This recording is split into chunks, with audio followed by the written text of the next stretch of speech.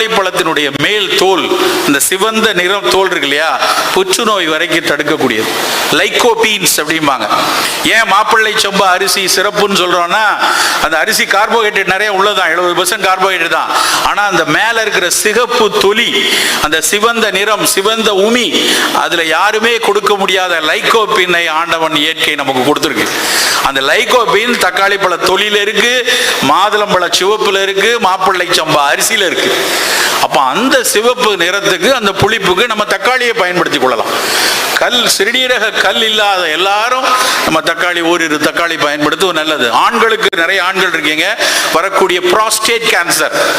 அந்த ப்ராஸ்டேட் கேன்சரினுடைய பிரச்சனை என்னன்னா, ஒரு காலத்துல நாங்க படிக்கிற காலத்துல திரும்ப திரும்ப எங்களுக்கு சொல்லி கொடுத்துருக்காங்க, prostate cancer will come only for the westerners, இந்தியாவில் யாருக்கும் வராது, அப்படிதான் படித்தோம். ஆனா இன்னைக்கு நிலைமை என்னன்னா, 50-55 வயசுல ராத்திரியில் அடிக்கடி ஒண்ணுக்கு போகுதுன்னா போய் பார்த்தா பினைன் ப்ராஸ்டேட் ஹைப்பர்ட்ரோஃபிம்பாங்க. ஒரு லேசா வீக்கம், அது இயல்பு. 50 வயசுல லேசா ப்ராஸ்டேட் கோளம் வீங்கும். ப்ராஸ்டேட் கோளம்ங்கிறது ஆண்களுக்கு மட்டும் பிளாடருக்கு கீழே இருக்கிற ஒரு சின்ன கிளாண்ட்.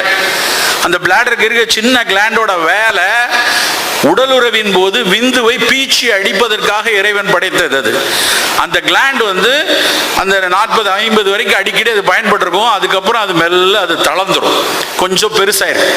மெல்ல பெருசானா அது ஒன்றும் பிரச்சனை இல்லை. ஆனால் அது பெருசாகிட்டே போச்சு அப்படின்னா ஒருவேளை அது புற்றாகவும் மாறலாம். அப்போ உங்க மருத்துவர் வந்து போய் PSA டெஸ்ட் பண்ணுங்க, ப்ராஸ்டேட் ஸ்பெசிபிக் ஆன்டிஜன் பாருங்க. அந்த பினைன் ப்ராஸ்டேட் அந்த கேன்சர் ப்ராஸ்டேட்டா மாறாமல் இருப்பதற்கு இந்த மாதுளம்பழமும் தக்காளி பழத்தினுடைய தொலியும் பயன்படும். நண்பர்களே, புளிக்கு இயல்பா மாற்றா தக்காளி பழத்தினுடைய புளிப்பு கொஞ்சம் எடுத்துக்கொள்ளலாம், நல்லதுதான். தக்காளி பழம் சிறுநீரக கல் இருப்பவங்களுக்கு ஆகாது. அதுல இருக்குது ஆக்சாலிக் ஆசிட். நிறைய பேர் நினைச்சிட்டு இருக்காங்க தக்காளி பழத்துல இருக்க விதை தான் போய் கல்லா மாட்டிக்குது அப்படின்னு. அது ஒரு பைத்தியகார்த்தனம். தக்காளி பழத்தினோட விதையெல்லாம் போய் சிறுநீரக கல்லெல்லாம் போய் மாட்டாது.